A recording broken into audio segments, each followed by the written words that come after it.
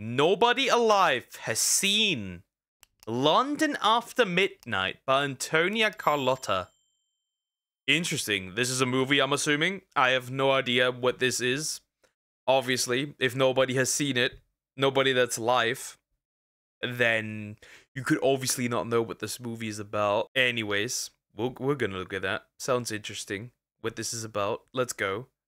How can one of the most famous horror films ever made be one that no one alive has ever seen? Made in 1927, it starred the most famous horror actor of 1927. Famous horror actor. of the silent era. Featured a vampire looks so disturbing it would cause nightmares even today. And then it vanished, never to be seen again. This is the ghost story of London After Midnight, the most famous lost horror film of Longcheney. In London After Midnight. Interesting. And silent movie, obviously. all time. But unlike most ghost stories, this one is real. I'm Antonia Carlotta, and this is Universally Me, the channel for all things Universal and classic horror. My family started Universal Studios, and they practically invented classic horror. And even though London After Midnight is an MGM film, it is still part of the same dark history. The monsters, the makeup, it's all connected. Let's rewind to the 1920s. Universal had put out The Hunchback of Notre Dame and The Phantom of the Opera, massive hits that proved scares could be big business. But MGM, they were a prestige studio. They were classy and highbrow. They were the opposite of spooky. So why would they greenlight a film about a vampire in foggy London? Well, audiences were hungry for thrills. Even though horror wasn't really established as a film genre yet, it was getting more popular, and even the most elegant.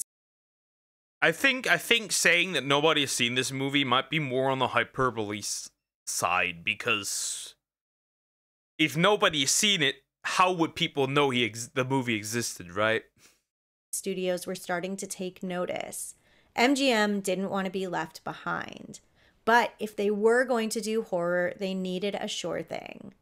Enter Todd Browning and Lon Chaney. Browning was already known for his fascination with the Lon Chaney, okay, that's the name. Pronounced it wrong. Grotesque and bizarre. And Lon Chaney, he was a living legend, the man of 1,000 faces.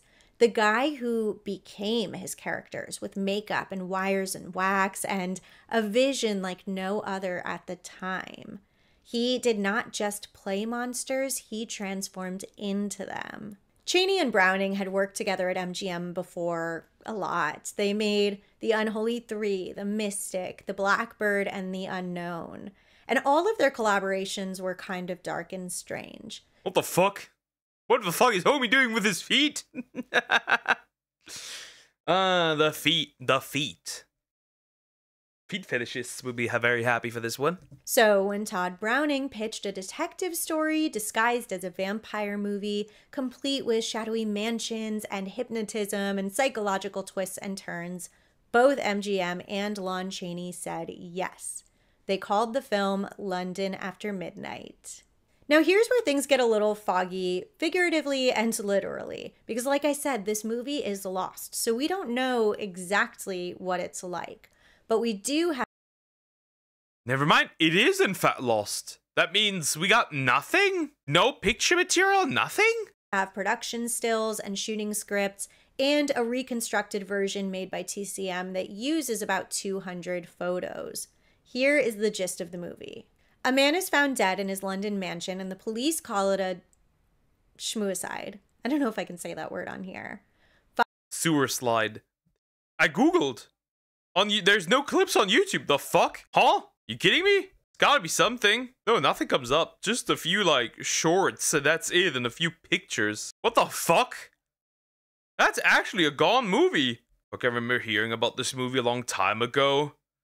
Never heard of it, and it's actually gone. There's nothing there. Crazy. 5 years later, strange figures move into the house, most notably a top-hatted vampire with razor teeth, bugged-out eyes, and a menacing stare. Spoiler alert, he is not actually a vampire. He is Lon Chaney in disguise, playing a detective trying to solve the murder by hypnotizing suspects.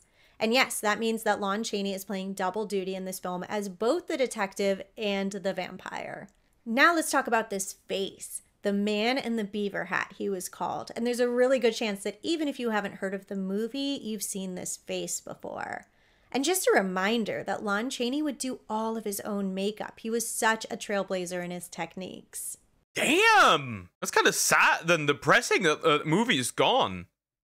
His popping eyes were made with wire, and he's got this mouth full of sharpened teeth that make his smile so creepy.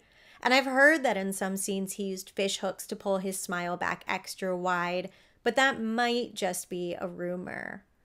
As I mentioned, Lon Chaney is just pretending to be a vampire in this film, but this still is one of the earliest film representations of a vampire with fangs. Though, of course, today we know most vampire fangs to be a little different. The effect was uncanny. He was not a suave and sophisticated Dracula like we would get just a few years later. He was pretty gross and animalistic. And more than most monsters, I would not want to cross paths with him in a dark alley. I think that I would very much fear for my life. I mean, those teeth. And Coco's watched The Hunchback of Notre Dame and The Phantom of the Opera. Okay. Interesting. London After Midnight is the most sought-after horror film in the world. I'm sure many of us would kill to see it. But I also think that the legend may have grown bigger than the movie ever was. Not to say it didn't do well. It had a budget about $150,000. It made a little over $1 million, and it did do well with audiences in 1927. But critical reviews were mixed. A lot of people said that the plot was very convoluted and not enough time was spent on Lon Chaney in makeup, instead spending too much time on the less exciting detective scenes and some not so necessary comic relief by actress Polly Moran. The last time this movie was seen was in the 1950s by two historians, and they said it was fine. 1950s? Interesting. They said it was not Lon Chaney's best film, and they also said it wasn't as good as The Mark of the Vampire, which was the sound remake with Bela Lugosi just a few years later. Classic horror fans have been obsessed with London After Midnight for decades, and it's reached this mythological status that just can't even be challenged or disproven because it can't be found. So how did we lose? So this is essentially like a conspiracy theory. The movie existed, still would want to watch it even if it wasn't a masterpiece. I mean, it's interesting just to watch lost media, but it's what were these guys in the 50s thinking? I've seen it here. Oh no. Aura farming. Who's to blame here? Well, I think we take for granted all the ways that we can watch movies and TV shows today. Even in my childhood, right? I could get DVDs, VHS, Laserdisc. But a century ago, you could see a movie in theaters and then you very well might never see it again. So by 1965, there was one known print in existence sitting in vault number 7 on the back lot of MGM. And I guess their first mistake was not having backups.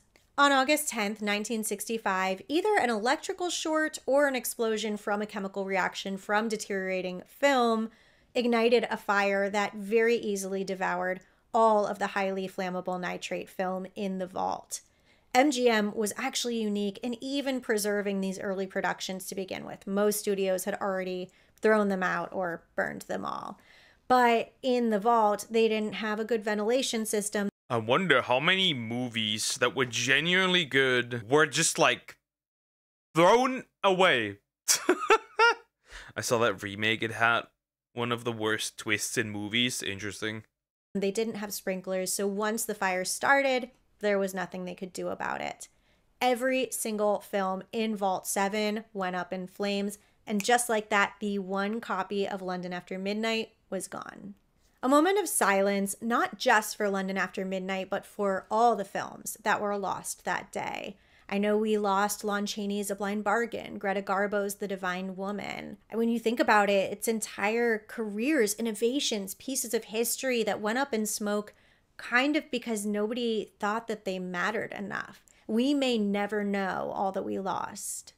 So basically, the equivalent of the film equivalent of the what's the word?